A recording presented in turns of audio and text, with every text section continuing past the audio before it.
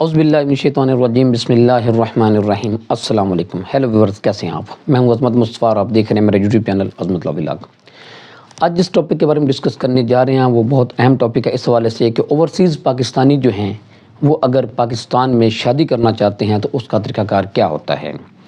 اس سے پہلے جن لوگوں نے ابھی تک میرے یوٹیوب چینل کو سبسکرائب نہیں کیا تو آپ سب سے پہلے میرے یوٹیوب چینل کو سبسکرائب کر لیں تاکہ میری ہر آنے والی ویڈیو اب تک بآسانی پہنچ سکے۔ ہم ڈسکس کر رہے تھے کہ اوورسیز پاکستانی جو ہیں وہ پاکستان میں شادی کس طرح کر سکتے ہیں۔ اس کی صورتحال پہلے آپ کو بتا دوں، میں ایک کوئری ہمارے پاس آئی تھی، اس وجہ سے میں نے سوچا کہ اس پہ ولاگ بنایا جائے تاکہ کافی سارے لوگوں کے ایسے مسائل ہوتے ہیں، ایسی سچویشن پیدا ہو جاتی ہے تاکہ ان لوگوں کو پتہ چل جائے کہ اگر ایسی صورتحال ہو تو اس وقت شادی کس صورت میں یا کس طریقے سے کی جا سکتی ہے۔ اس میں جو پرپوزیشن جو تھی، جو ہم سے جو کوئری آئی تھی وہ یہ تھی کہ لڑکا جو ہے وہ پاکستان سے باہر تھا اور لڑکی پاکستان میں ہو، تو انہوں نے کہا کہ ہم شادی کرنا چاہتے ہیں آن لائن، اور اس کے بعد جو ہے وہ کس کا کیا پروسیس ہوگا، کس طرح شادی ہو سکتی ہے۔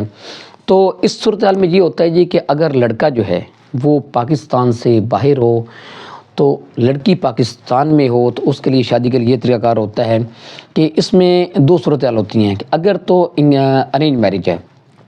تو پھر اس کا طریقہ کار یہ ہے کہ لڑکی والے یہاں پہ پاکستان میں لڑکی کے والدین، لڑکی کے گھر والے یا رشتہ داران جو بھی ہوں وہ سارے اکٹھے ہوں اور اس کے بعد آن لائن نکاح خان کو بلایا جائے، اور نکاح رجسٹرار کو بھی، نکاح خان کو بھی، وہ اگر تو نارملی ویسے نکاح خان جو ہے وہ نکاح رجسٹرار بھی ہوتے ہیں، تو ان کو بلا کے وہ نکاح پڑھائیں گے آن لائن۔ آپ اسکائپ کے ذریعے یا واٹس ایپ کے ذریعے، جیسے بھی جو بھی پروسیس ہو آن لائن کا، وہ ادھر لڑکے کے ساتھ بھی ایک دو گواہ وہاں پہ بھی ہونے چاہیے، آپ کے ساتھ یہاں پہ لڑکی کے ساتھ جو اس کے رشتہ داران، ان کی موجودگی میں آن لائن نکاح پڑھایا جائے گا۔ نکاح کے لیے جو باتیں جو ضروری ہوتی ہیں وہ ذرا ذہن میں رکھیے گا، وہ یہ ہے کہ نکاح کے لیے ایجاب و قبول بڑا ضروری ہوتا ہے۔ وہ آن لائن جو سب پوچھا جائے گا لڑکی سے بھی کہ ہم اس لڑکے سے آپ کی شادی کر رہے ہیں، آپ کو قبول ہے، لڑکی قبول کر گئی۔ اسی طرح لڑکے سے جب پوچھا جائے گا کہ آپ کی شادی اس لڑکی سے کر رہے ہیں تو وہ بھی آن لائن اس کی قبولیت کے اپنی رضامندی کا اظہار کرے گا، اور اس کے بعد ان کا نکاح جو ہے وہ آن لائن ہوگا۔ اس میں ایجاب قبول ہوتا ہے اور اس کے بعد گواہان کی ضرورت ہوتی ہے، اور حق مہر کا وہ جو فکس ہوتا ہے۔ یہ تین چار چیزیں جو نکاح کے لیے ضروری ہوتی ہیں۔ جب نکاح ہو جاتا ہے تو اس کا مطلب ہے کہ لڑکی تو یہاں پہ لڑکی کے سائن وغیرہ وہ موقع پہ ہی کروا لیتی ہیں، وہ نکاح نامے کے جو پرت ہوتے ہیں اس پہ لڑکی کے سائن ہو جاتے ہیں، گواہان کے سائن ہو جاتے ہیں، لڑکی کے وکیل کے سائن ہو جاتے ہیں۔ یہ سارے سگنیچر وغیرہ کروا کے جب مکمل ہو جاتا ہے تو پھر اب رہ جاتا ہے لڑکے کے سائن کے لیے۔ تو پھر آپ اس نکاح نامے کے پرت کو، ان کو جو چاروں پرت ہوتے ہیں وہ آپ بھجوا دیں گے جو اس لڑکی کو وہاں پہ، وہ جس ملک میں وہ لڑکا ہوتا ہے وہاں بھجوا دیں گے۔ وہ لڑکا وہاں پہ وہ جو ہے وہاں پہ اپنے سگنیچر وغیرہ کر کے اور تھرو ایمبیسی جو ہے وہ آپ کو واپس بھجوا دے گا۔ بہتر تو ہے کہ وہ جو ہے وہ متعلقہ جو یونین کونسل ہے اس کو بھجوائے، اگر متعلقہ یونین کونسل کو نہیں، اس کو متعلقہ یونین کونسل کو بھجوانے کا مقصد یہ ہوتا ہے کہ ڈائریکٹلی جب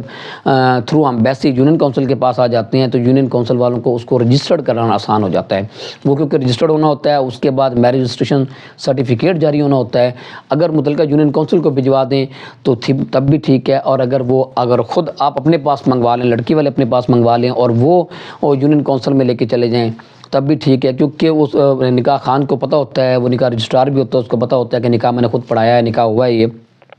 تو اگر وہ آپ جب نکاح نامہ جو ہے وہ جب آ جاتا ہے پاکستان میں تو اس کو آپ یونین کونسل میں لے کے جائیں گے، یونین کونسل میں لے جا کے وہ اس کو وہاں پہ رجسٹرڈ کروائیں گے، اور رجسٹرڈ ہونے کے بعد آپ کو میرج رجسٹریشن سرٹیفکیٹ مل جائے گا، اور اس کو آپ پھر بعد میں اس کو استعمال کر سکتے ہیں جس پرپس کے لیے بھی کرنا ہو۔ تو اس طرح یہ نکاح جو ہے اوورسیز پاکستان کا، جہاں پہ یہ صورتحال ہو کہ لڑکا باہر کے ملک ہو اور لڑکی پاکستان میں ہو، تو اس پروسیس سے شادی ہو سکتی ہے، اور شادی کے بعد جو ہے وہ ان کے یہ شادی ویلڈ ہوگی، اور جو رجسٹریشن سرٹیفکیٹ جاری ہوگا وہ ہر جگہ پہ بطور جو ہے وہ ایک ثبوت کے، شادی کے ثبوت کے وہ پیش ہو سکتا ہے۔ تو یہ تھا آج کی ویڈیو اس حوالے سے کہ اوورسیز پاکستان کی شادی کیسے ہو سکتی ہے۔ تو میں امید کرتا ہوں اس حوالے سے آپ کو کچھ نہ کچھ حاصل ہوگی۔ اس کے ساتھ مجھے اجازت دیجیے، اللہ حافظ۔